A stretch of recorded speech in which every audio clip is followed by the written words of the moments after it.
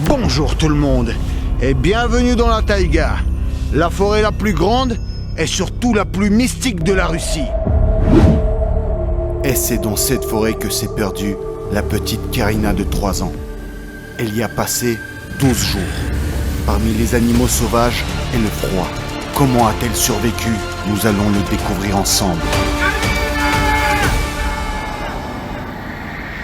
Dans cette vidéo, je vais vous parler du destin incroyable de Karina Tchikitova, parfois aussi appelée la Mowgli de Yakoutie. Et on va aussi parler de tous les mystères qui englobent cette forêt. Bon ok, je suis pas vraiment dans la taïga, je suis dans une forêt en Auvergne, mais c'est pour mieux ressentir les émotions et vous les transmettre. J'ai un peu hésité de vous parler de cette histoire parce que c'est assez glauque, et en l'écrivant et en découvrant des éléments sur cette affaire, j'ai eu plusieurs fois des frissons et même parfois l'œil humide. Mais je vous rassure tout de suite, ça se termine bien. Je voulais terminer l'année sur une belle touche d'espoir, parce que c'est pratiquement une leçon de vie pour nous tous. Et d'ailleurs, si ce genre de thème de vidéo vous plaît, quand on parle d'une vraie histoire, d'un destin incroyable d'une personne, likez à fond et commentez destin. Et comme ça, je vais en trouver plein pour l'année prochaine. Alors dites-moi, est-ce que vous êtes prêts à découvrir l'histoire poignante de Karina Tchikitova?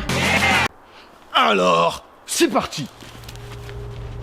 Karina est née le 26 décembre en 2010, dans la région de Yakoutie. Bon, oui, c'était son anniversaire il y a 3 jours. Sa mère, qui s'appelle Talina, a eu sa fille alors qu'elle n'était âgée que de 18 ans. Alors, oui, pour l'instant, on s'en fout, c'est pas important, mais plus tard, ça aura peut-être une petite incidence. Et en 2014, quand l'histoire que je vais vous raconter est arrivée, la petite Karina avait seulement 3 ans et demi. Son père, qui est un personnage très discret, genre, il apparaît très rarement dans les médias. Genre, même en cherchant, j'ai pas réussi à retrouver son prénom. Bah déjà à l'époque, il ne vivait pas avec Karina, et aujourd'hui il vit avec une autre famille. Mais bon, voilà, on juge pas, ça arrive. Le 29 juillet 2014, Karina avec sa maman est venue rendre visite à sa grand-mère, dans le tout petit village de Alom. Ce village se trouve à côté de la rivière Birouk et environ à 90 km de la ville de Alominsk.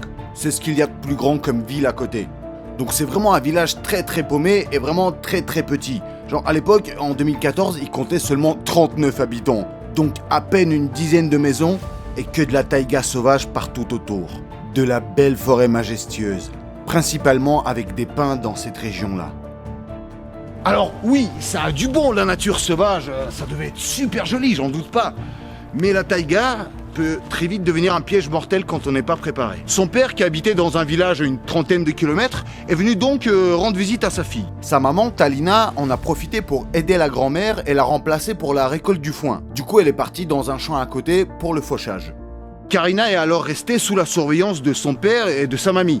Elle jouait avec son petit chiot qui s'appelle Kyrachan, qui veut dire bébé en yakoute. Un petit chiot femelle, d'ailleurs qui a grandi aujourd'hui, a été renommé en Naïda. On en parlera plus tard. À un moment, la mamie est partie faire une sieste.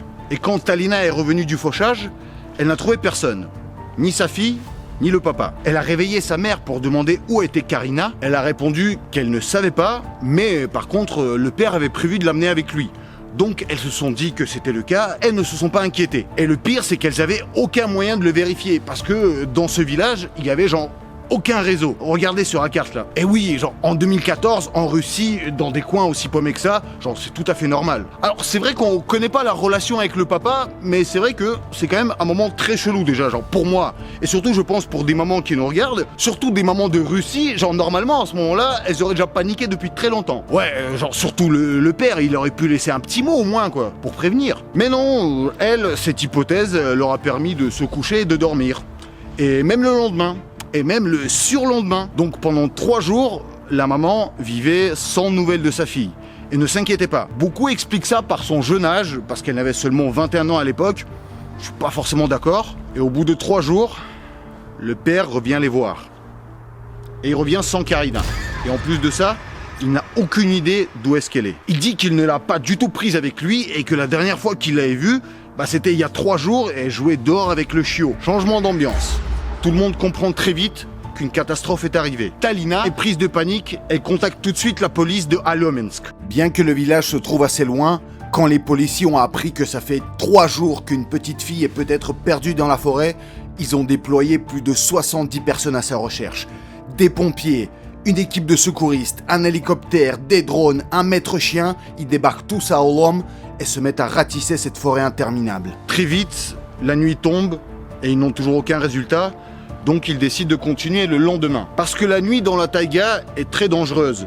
Non, jure, sans déconner. Vous voulez pas le dire à Karina, ça? Alors, j'imagine que beaucoup d'entre vous n'imaginent pas ce que c'est la forêt de la taïga. Ça se trouve, il y en a plein d'entre vous qui n'ont même jamais mis un pied dans la forêt. D'ailleurs, dans les commentaires, dites-le moi ça. Est-ce que vous habitez en ville ou à la campagne? Et est-ce que vous avez déjà été dans une forêt? Enfin, je parle d'une vraie forêt.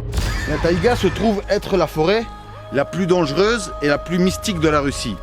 Et beaucoup de phénomènes très étranges s'y passent. Beaucoup de gens font des hypothèses sur comment cette fille a pu disparaître. Et bien sûr, dans une histoire aussi étrange, comment ne pas soulever l'hypothèse des esprits de la taïga. Dans la mythologie yakoute, on les appelle les Ichi et Paskrachi.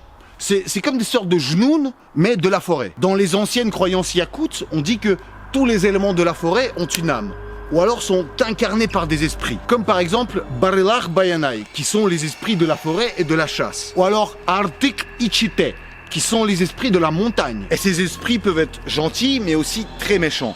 C'est pourquoi les habitants de la région font par exemple la prière Algus, ou alors plus souvent font des offrandes, ou des sacrifices. Alors ça peut aller de simples mèches de crinière de chevaux, des petits bouts de tissu qu'on appelle les salams, ou alors juste de l'argent ou du koumris, qui est une boisson fermentée à base du lait de cheval. Et parfois aussi, carrément, des êtres vivants. Alors, je ne veux surtout pas appuyer cette hypothèse parce que je la trouve horrible, mais beaucoup de gens dans les commentaires disent que le papa aurait pu amener Karina dans la forêt pour justement essayer d'amadouer les esprits. Ouais, moi je préfère ne pas y penser parce que c'est super glauque. Mais j'avoue que les parents de cette fille, ils sont un peu chelous quand même. Et d'autres disent du coup que c'est simplement les Ichi qui captivent et attirent les esprits innocents vers la forêt. Mis à part tous ces phénomènes étranges auxquels on a le droit de ne pas croire, ça reste quand même une forêt sauvage en Russie. C'est joli sur carte postale, hein, mais avant tout, c'est un milieu hostile. Les températures en hiver peuvent descendre jusqu'à moins 40 facile. Là, aujourd'hui, la mercredi, par exemple, il fait moins 31 degrés. Par chance, en cette fin de juillet, il faisait environ 20 degrés dans la journée, mais à peine 10-12 degrés dans la nuit. Vous imaginez bien que ça reste très difficilement supportable, sans veste ou sans quelque chose pour te couvrir. Là, par exemple, il fait 11 degrés et je vous jure que je caille, même avec tout ça. Mais la météo n'est pas le seul danger. On peut très facilement devenir la proie des animaux sauvages qui abritent cette forêt. Comme par exemple des renards, des cerfs, des loups, et dans le pire des cas, même des ours bruns. Et question alimentation, comment ça se passe? Parce que si t'es pas Bear Grylls et que t'as pas des caméramans qui te filent de la bouffe en scred entre deux séquences de tournage, bah il faut te débrouiller avec ce que tu trouves dans la forêt. Et dans la taïga de cette région, à cette période de l'année, à part trouver des baies, alors des yagadas, bah il n'y a rien d'autre. Alors c'est vrai qu'on aime les yagadas sur cette chaîne, mais je connais très peu de personnes qui auraient pu se nourrir que de baies pendant plusieurs jours. Sur YouTube, par exemple, on peut trouver des vidéos des experts en survie qui t'expliquent comment passer la nuit dans la taïga. Alors déjà, il faut savoir se fabriquer un abri super chaud et protégé. Puis dans la nuit, il faut savoir éloigner les animaux sauvages en criant et en leur faisant peur. Alors imaginez pour une petite fille de 3 ans et demi, parce que elle n'est pas au courant de tout ça. Par exemple qu'il faut se trouver un abri, se couvrir, genre où dormir, quelle baie manger, qu'il faut se trouver une source d'eau, et surtout qu'il faut effrayer les animaux sauvages. Ah! Théoriquement, il est impossible pour un enfant de survivre dans ces conditions. Mais malgré cela, personne ne perdait espoir de retrouver la petite Karina. Ils ont recommencé leurs recherches le lendemain, et le surlendemain, et les jours suivants. Oui, il est difficile de comprendre leur motivation, et pourquoi n'ont-ils pas abandonné par exemple au bout d'une semaine? Car tous ces gens connaissent bien la taïga, et surtout ce qu'elle réserve pour ses visiteurs inattendus. Mais soudain, au bout de 6 jours, les secouristes ont vu un chiot sortir de la forêt. Il était squelettique et tout trempé. Et bien sûr, la famille a tout de suite reconnu le petit Krachan. Alors c'est vrai qu'au début, personne ne l'avait trop remarqué, mais il avait disparu en même temps qu'elle. Et à partir de maintenant, c'est devenu la piste principale de leur recherche. Ça pouvait vouloir dire 2 choses. Qu'il est venu chercher de l'aide pour la petite fille qui l'attend quelque part dans la forêt, ou alors au contraire, qu'il l'a abandonnée et qu'il est revenu au village parce qu'il était déjà trop tard. Le maître chien a tout de suite envoyé ses chiens sur la trace du petit Krachan. Mais malheureusement, d'après ce qu'on dit, les chiens secouristes sont dressés pour reconnaître tout type d'odeur, sauf ceux des chiots. Donc ils n'ont pas pu identifier exactement d'où est venu ce petit. Mais ils avaient une nouvelle direction, et surtout une nouvelle zone à passer au peigne fin. Et au bout d'encore 2 jours de recherche dans cette nouvelle direction, ils sont par hasard tombés sur une trace de pas d'une 15aine de centimètres. Enfin, quand je dis trace de pas, c'était juste une petite empreinte à peine visible laissée dans de l'argile humide. Et attention, à plus de 6 km de la maison de la grand-mère. Et ça faisait donc 11 jours qu'ils l'avaient perdue. Ils ont donc déployé toute leur force dans cette zone.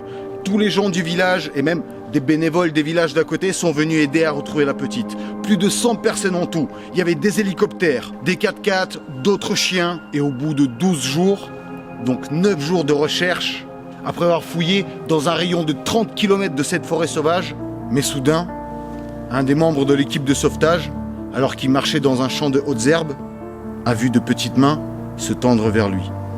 Et oui, c'était la petite Karina. Et était toujours en vie. Et il existe même une vidéo de ce moment magique et rempli d'émotions.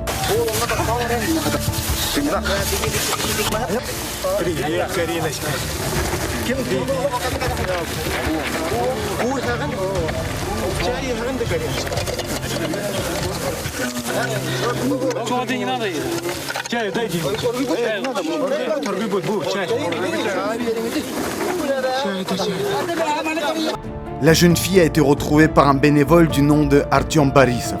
Il a ensuite dit dans de nombreuses interviews qu'avec ses hautes herbes, il ne l'aurait jamais remarqué si elle n'avait pas tendu les bras vers lui.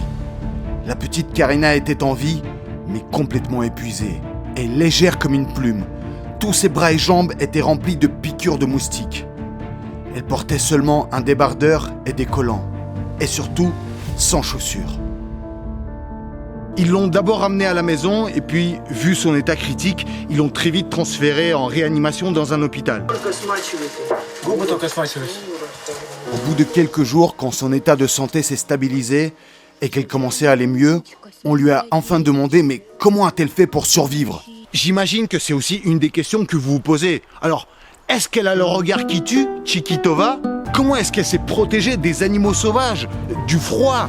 Comment est-ce qu'elle s'est nourrie? Elle a répondu que le petit chiot Kerachan l'a beaucoup aidé. Dans la nuit, elle l'a réchauffé et effrayait même les animaux sauvages en aboyant. Alors que c'est un petit chiot, je vous rappelle. Et c'est juste incroyable qu'un petit chiot comme ça ne l'a pas tout de suite abandonné pour se sauver lui. Parce que lui aussi, je vous rappelle qu'il n'avait rien à manger et qu'il était en danger. D'ailleurs, le petit chiot a été renommé en Naïda. Ce qui veut dire celle qui est capable de se sacrifier pour sauver quelqu'un. Et pour ce qui est de la nourriture, elle n'a mangé que des baies. Pendant 12 jours. Vous imaginez, que des yagada. Un adulte n'aurait jamais pu tenir avec une telle alimentation. Pour vous dire, elle a perdu un tiers de son poids. Pendant les nuits, elle avait très peur. Mais elle disait qu'elle serrait très fort son chien et ça la rassurait. Elle a dit aussi qu'elle arrachait de l'herbe pour se faire un matelas pour dormir, qu'elle allait boire de l'eau dans la rivière. Alors, est-ce que c'est un instinct de survie inné ou alors une intelligence surdéveloppée pour son âge? Je rappelle encore une fois qu'elle n'avait que 3 ans et demi. Alors, je sais pas comme vous, mais moi à cet âge-là, je mangeais du sable. Et je suis pas sûr que j'aurais tenu 12 jours en mangeant du sable. Elle est quand même restée toute seule dans la taïga pendant 3 jours et 3 nuits. On dit que les animaux sauvages ressentent l'innocence d'un enfant et peuvent le considérer comme un bébé animal. Et donc le protéger, au moins ne pas l'attaquer.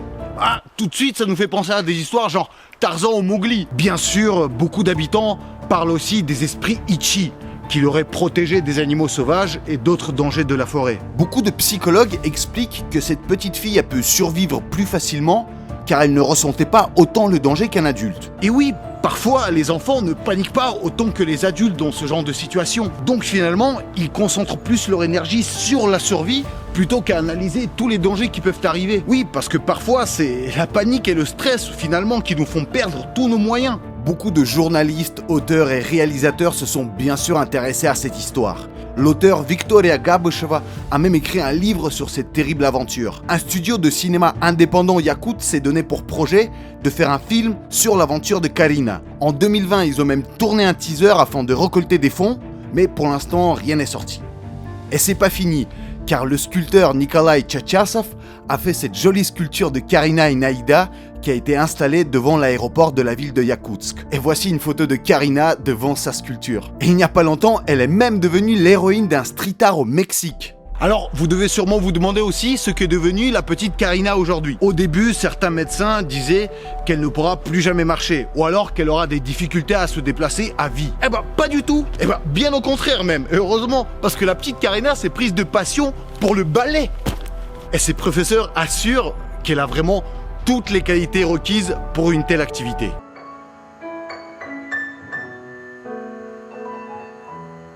Moi je dis, vous étonnez même pas si dans quelques années, ça devient une danseuse professionnelle de ouf, hein. Alors, Karina Tchikitova, retenez bien ça. Aujourd'hui, elle ne se rappelle quasi pas de ce qui s'est passé dans cette forêt il y a 7 ans. Elle n'en parle quasi jamais. Par contre, c'est une enfant très sociable et elle a beaucoup d'amis. Et j'ai même retrouvé son compte Instagram et TikTok.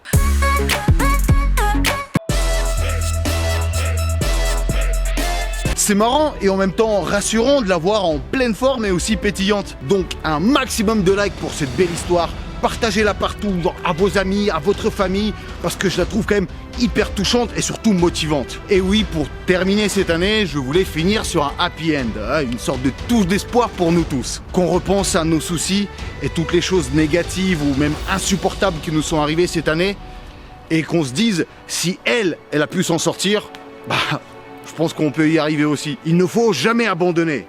Et ne pas paniquer bêtement non plus et perdre ses efforts pour rien. Et sur cette belle touche, je vous souhaite une très très belle année, mes petits Yagada solides. Et je vous fais plein de bisous forestiers à tous. Sauf un, bien sûr. Moi, en janvier, je vais prendre une petite semaine de vacances. Et on reprendra les vidéos à partir de la 2e, tranquillement. Et pour tous mes fidèles, j'ai déjà hâte de vous retrouver l'année prochaine pour une nouvelle vidéo qui va arriver, mais très bientôt.